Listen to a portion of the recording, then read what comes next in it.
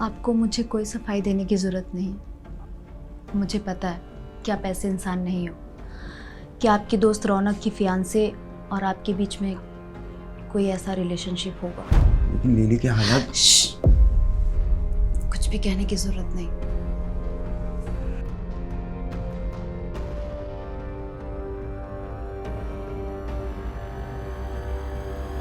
नमस्कार, मैं हूं कंचन अवस्थी और आपका स्वागत करती हूं इस क्राइम चक्र के एक नए एपिसोड में एक नई कहानी के साथ।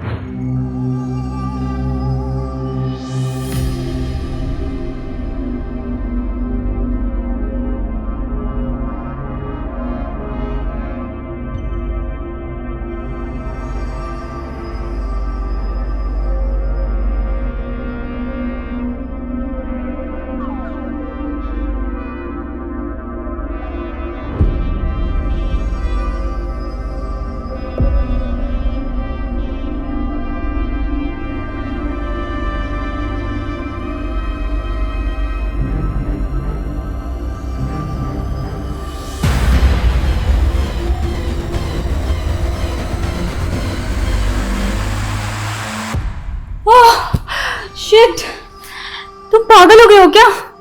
कितना डर गई थी मैं। अब मैंने तुम्हें अपने कब्जे में ले लिया। अब तुम वही करोगी जो मैं कहूँगा। और अगर नहीं किया तो? ये चाकू देख रही हो? चाकू? कहाँ है चाकू? मुझे तो कोई चाकू नहीं दिख रहा। अच्छा बेबी, अब तुम्हें ये चाकू नहीं दिख रहा है? नहीं, तो फिर क्या दिख रहा है?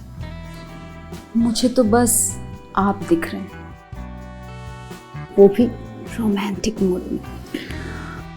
रोमांटिक मूड तो बहुत है। अच्छा, दिख रहा है। You are turning wild now. नहीं नहीं नहीं, अरे मैं तो बस प्रैंक कर रहा था। तुम्हें ये रियलाइज करवाने के लिए जब भी अंदर रहो तो मेन डोर लॉक किया करो। अगर मेरी जगह कोई और होता तो?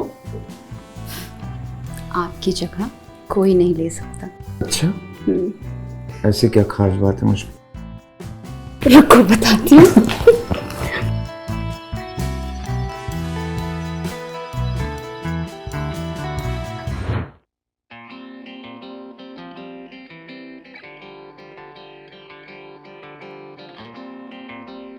कहाँ है यार? यही तो बताया था उसने। क्या तुम भी अपने बेस्ट फ्रेंड का घर भूल गए? यार उसने ये प्रॉपर्टी भी नई नई ली है और मैं भी काफी टाइम के बाद आ रहा हूँ। तुम भी क्या बाल की खाल निकालते हो? चलो आओ देखते हैं। चलो।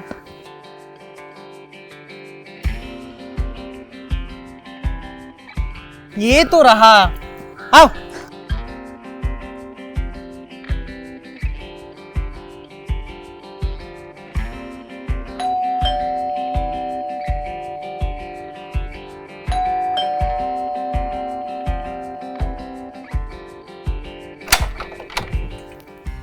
अरे और मतलब यार कैसा है? Good to see man. कैसा है? बढ़िया यार। तो कैसा है? बहुत टाइम हो गया। आजा आजा, welcome. Meet my fiancée Lily. Oh hi. हाय।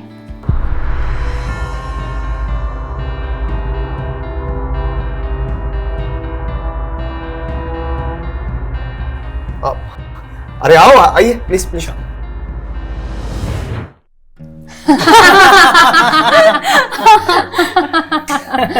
वैसे आप बहुत हॉट लग रही हैं माधव जी, आप बहुत लकी हैं।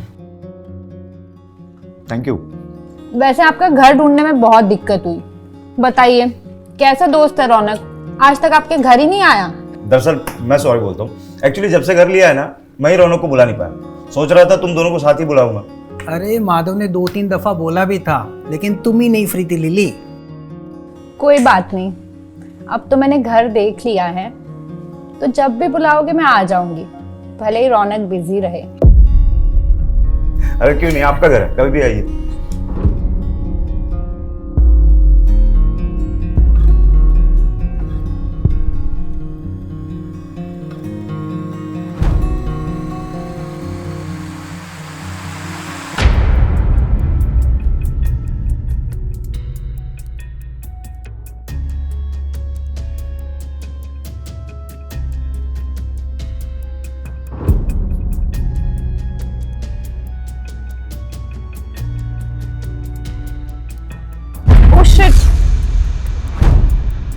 क्या कर रही हो वर्षा?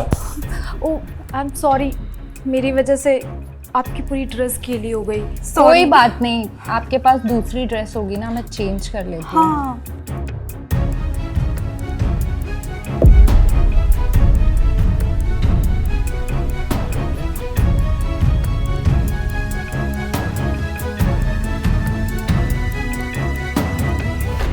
माधव और वर्षा एक दूसरे से बेहद प्यार करते थे और एक दूसरे के साथ हंसी खुशी जीवन बिता रहे थे।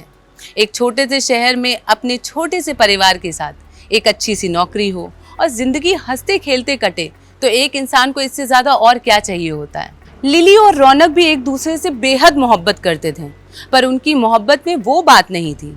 लिली एक जलनखोर किस्म की लड़की थी जो अक्सर लोगों से इंफीरियर फील करती रहती थी और उसका असर रौनक और लिली के रिलेशनशिप पे भी साफ दिखाई देता था। लिली हालांकि बहुत एम्बिशियस लड़की थी, पर अपने एम्बिशन के हिसाब से जिंदगी ना मिल पाने पे वो काफी असंतुष्ट रहती थी, जिससे उसका दूसरे मर्दों की तरफ आकर्षण होना स्वाभाविक था।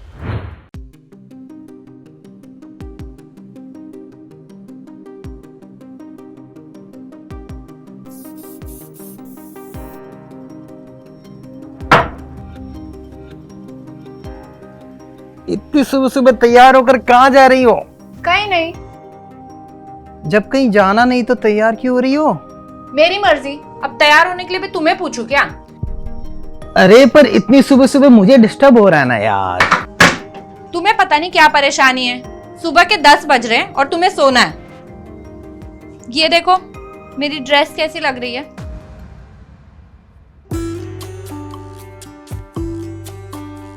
Lily is looking gorgeous. कमाल लग रही हो। वैसे ये ड्रेस तो तुम्हारी थी नहीं और तुमने रिसेंटली कोई शॉपिंग भी नहीं करी। ये ड्रेस तुम्हारे फ्रेंड माधव की वाइफ वर्षा की है। तुम्हारे पास कैसे आई? तुम्हें याद है उस दिन मेरी ड्रेस पे पानी गिर गया था और हम चेंज करने गए थे, तो उन्होंने मुझे अपनी ड्रेसेस का कलेक्शन दिखाया और मुझे ये ड्रेस बहुत पसंद आई। उन्होंने तुम्हें दे दी? नहीं, मैंने चुरा ली। कैसी हो लिली तुम? कैसी क्या हो, मुझे पसंद आई, मैंने बैग में छुपा दी। और तुम कौन सा मुझे हर महीने ड्रेसेस लेके देते हो? पर ये गलत बात है लिली। देखो गलत सही मुझे नहीं पता और ना मुझे पता करना है, समझे? मुझे अच्छी लगी तो मैंने ले ली ये ड्रेस। और तुम्हें ये ड्रेस देख के मेरी तारीफ करके मुझे अच्छा फील करवाना चाहिए और तुम मुझे ज्ञान दे रहे हो। एक काम करो, तुम सो ही जाओ, मैं चली। अरे रे कहाँ जा रही हो तुम? इतने गुस्से में कितनी हॉट लग रही हो। तुम रहने दो, तुम्हें मुझे अपसेट करके ही मजा आता है। तुम्हें अपसेट करने में नहीं, तुम्हें अपसेट करके मनाने में और मजा आता है।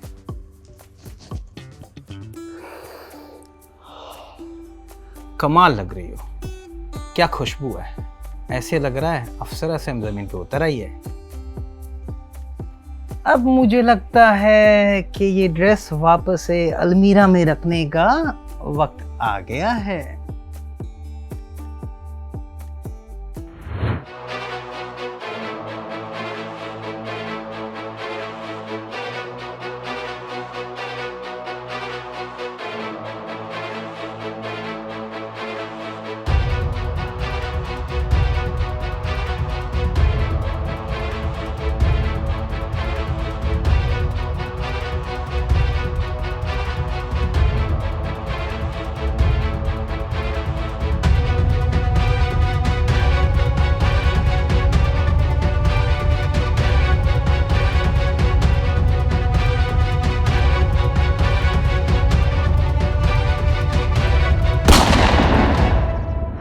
सब कुछ सही चल रहा था माधव और वर्षा की जिंदगी में और लिली और रौनक की जिंदगी में भी। तभी अचानक एक दिन रौनक को सड़क किनारे अकेला जाता देख अज्ञात हत्यारे ने उसे गोली मारकर उसकी हत्या कर दी। आखिर कौन हो सकता है वो? आखिर किसकी रौनक से क्या दुश्मनी हो सकती है? क्या रौनक की जिंदगी का कोई ऐसा हिस्सा था जो किसी को नहीं मालूम था? रौनक सड़क किनारे जब चल रहा था तो उसके चेहरे पर एक अजीब सी परेशानी नजर आ रही थी। क्या रौनक किसी बात को लेकर बहुत परेशान था जो उसे अंदर ही अंदर खाए जा रही थी? ऐसे बहुत से सवाल उस गोली की आवाज की तरह हमारे मन में भी गूंज रहे होंगे। आइए देखते हैं आखिर क्या हुआ होगा।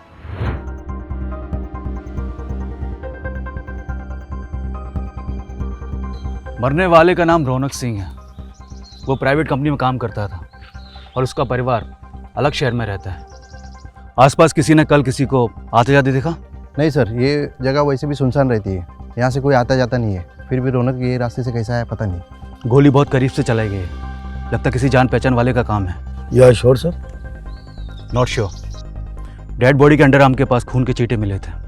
मतलब जब भी गोली चली तो रौनक का हाथ उठा हुआ था, या तो हाथ मिलाने के लिए या और कोई रीजन हो सकता है।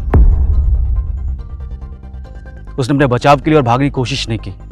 अगर कोई अनजान व्यक्ति होता तो उसका अलग रिएक्शन होता। You are right sir. Sir हमने आसपास तलाशी की पर ऐसा कुछ नहीं मिला कि खूनी की पहचान हो सके। एक काम करो, ये रास्ते जहाँ भी शुरू होते हैं वहाँ के लोगों से पूछताछ करो। शायद किसी ने रौनक के साथ किसी को देखा हो या रौनक का पीछा करते किसी को देखा हो। सर मैंने रौनक की कॉल डिटेल्स मंगवाई है और घर का एड्रेस भी निकालने के लिए बोला है। जैसे ही पता चले मुझे इन्फॉर्म करो। इन्वेस्टिगेशन फास्ट करो।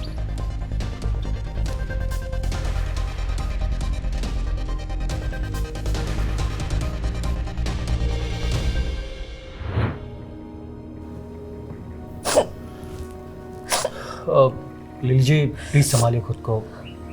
क्या आप बता सकती है रौनक जी आपके क्या लगते थे? वो मेरे होने वाले पति थे सर, पर मैं हमेशा उन्हें अपना पति ही मानती थी। हमारी सगाई हुई थी। शादी हुई नहीं थी? नहीं सर, 2-3 साल में शादी करने वाले थे। उन्हें अपना करियर एस्टैब्लिश करना था।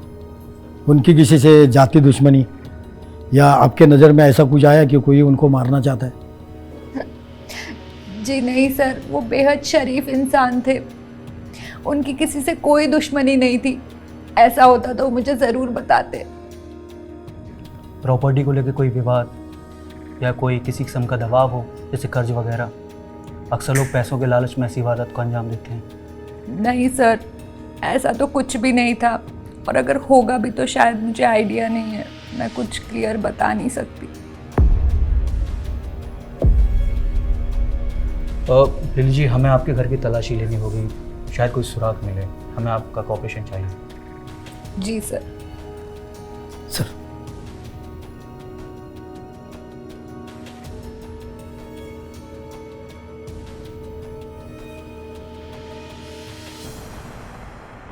रौनक एक बहुत ही सीधा साधा सा इंसान था जिसकी किसी से भी कोई दुश्मनी नहीं थी। फिर आखिर इस तरह बेरहमी से उसकी हत्या करने के पीछे क्या कारण हो सकता है?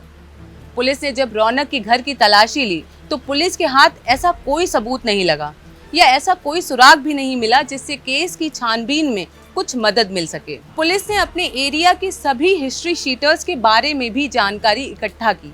शायद उनमें से कोई शहर में किसी क्राइम को अंजाम देने के लिए दिखा हो या किसी ने रौनक की सुपारी दी हो, पर पुलिस के हाथ कोई भी जानकारी नहीं लगी। पुलिस ने पुराने गन सप्लायर्स को भी पकड़ के पूछताछ की ताकि गन खरीदने वाले की जानकारी मिले, पर वहां से भी बस निराशा ही हाथ लगी। कोई अपडेट? हाँ सर, ये बुलेट कैप मिले हैं। क्या रौनक की हत्या हुई है? ये बुलेट के क्या फोरेंसिक के लिए भेज दो। हो सकता है इस पे लगे फिंगरप्रिंट से शायद कुछ पता चले। जी सर। कुछ मिला? झाड़ी में एक मोबाइल मिला है सर, पता नहीं किसका है, लेकिन ये अपने केस से रिलेटेड हो सकता है। इस मोबाइल की कॉल डिटेल्स निकलवाओ, इस पर आने जाने वाले सभी मैसेज का पता लगाओ। हमें अब तक कोई क्लू नहीं मिला है। Do it fast. जी सर।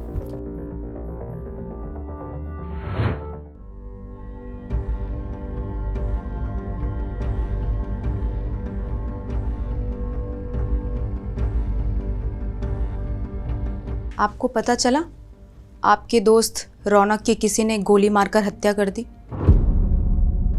हाँ, सुनने में आया, पता नहीं क्या हुआ होगा। उसके बाद आप उसके फियांसे से मिलने नहीं गए? बेचारी इस समय बहुत दुखी होगी ना। मैं मिलने गया था। मुझे नहीं ले गए? वो सब इतने जल्दी में हुआ कि मैंने सोचा कि तुम्हें कॉल करूं या फिर डायरेक्ट वहाँ ले, तो मैं डायरेक्ट वहाँ मिलने चला गया।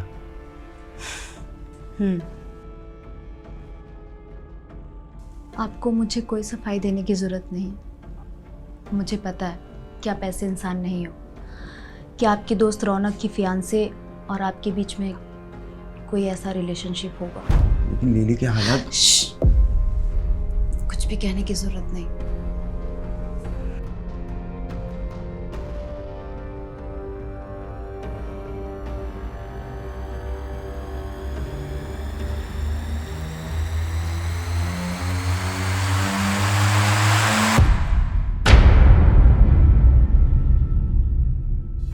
पुलिस ने जब मर्डर स्पॉट की दूसरी बार तलाशी ली तब उनके हाथ हत्या में इस्तेमाल हुई बुलेट की कैप और एक मोबाइल मिला।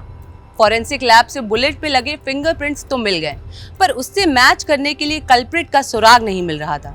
मर्डर स्पॉट से बरामद हुआ एक मोबाइल जिसके कॉल डिटेल्स और मैसेज डिटेल्स पुलिस ने निकलवाई तो उन्हें मर्डर से रिलेटेड एक बहुत बड़ा सबूत हाथ लगा, जिसके बेसिस पर पुलिस ने अपनी कार्यवाही शुरू की और पूरे केस को सॉल्व कर दिया।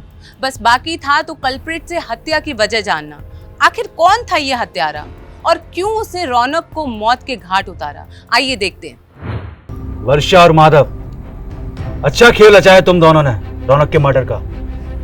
सर हमने क्या किया? मैडम जी आपने नहीं, लेकिन आपके पति माधव ने तो मारा है। माधव क्यों मारेंगे? माधव और रौनक बहुत अच्छे दोस्त थे, भला माधव रौनक को क्यों मारेंगे? अब ये तो यही बता सकता है इसने रौनक को क्यों मारा। चल बोलना शुरू कर, बोल।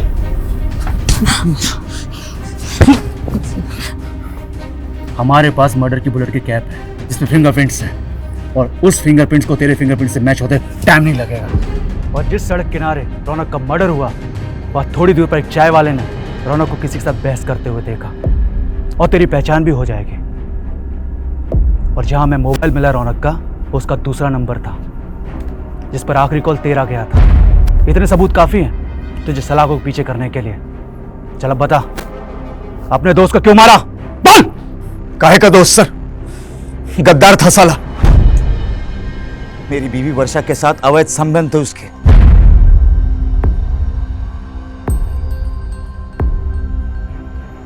दोनों मेरे पीठ पीछे हम बिस्तर होकर गुलछर्रे उड़ाते थे।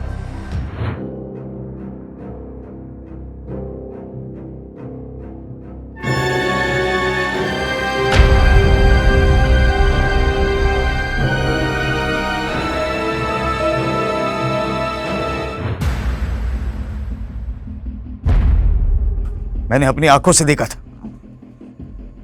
पहले मुझे लगा कि जवानी के जोश में हो गया होगा। मैं अपनी बीवी वर्षा से बहुत प्यार करता था, उसे खोना नहीं चाहता था सर। तभी मैंने वर्षा का मोबाइल चेक किया।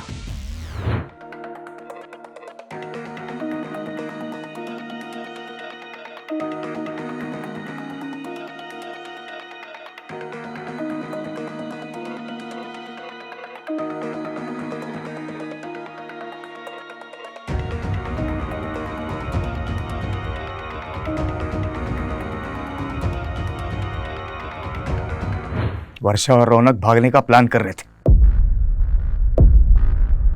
वर्षा मेरे साथ नहीं रहना चाहती थी, लेकिन इस सब के चक्कर में लिली और मेरी जिंदगी खराब हो रही थी सर। मुझे लगा कि मैं रौनक से मिलूं और उसे समझाऊं।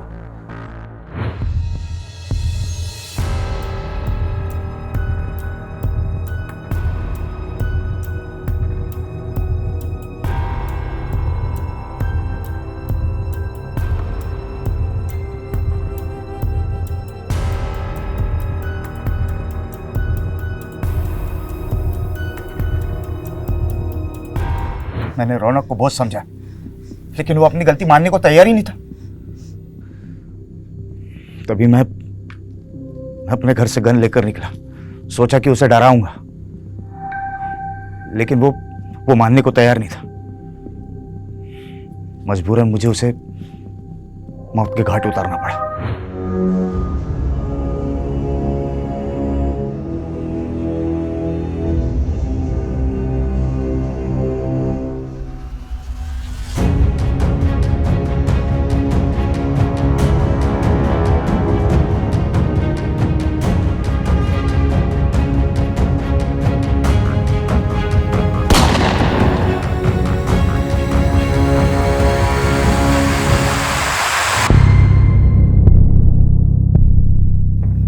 आपको कानून हाथ में लेने की कोई जरूरत नहीं थी।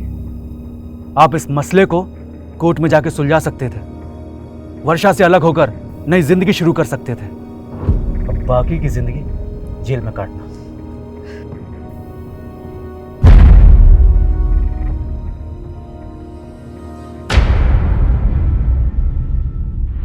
माधव ने जब रौनक और वर्षा को आपत्तिजनक स्थिति में देखा तब उसका दिल टूटना जायज था।